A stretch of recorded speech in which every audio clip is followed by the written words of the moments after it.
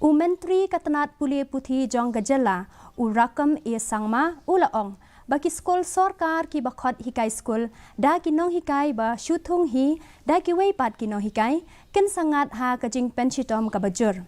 Ulaong ba ka Sorkar jala kamla ban ailat ya kum kini ki skul ki badai khamtam ki skul lower primary. Ba ken pha hikai hakum kini ki Nonghikai skul da ka bakar patru ya ki Nonghikai ba kim dei ban ailat ba ya karukom hikai skul an rai da ka tulop ba ki yo Henry da ka jing tre shitom bat jingket kli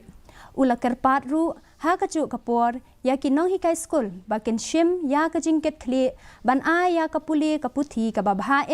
bat ban se ya ki riu shempang bat ki nong yalam ki baken sai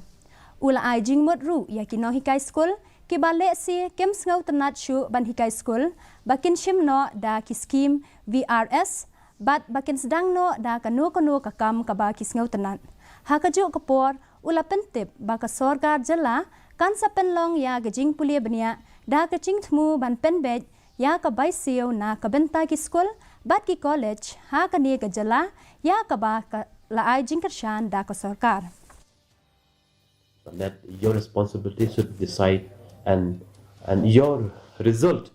will be the testimony of your service tomorrow. I heard in many of the government LP school proxy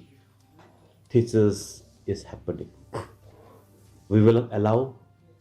all this to happen and we will make sure our officers inspect and visit the institutions and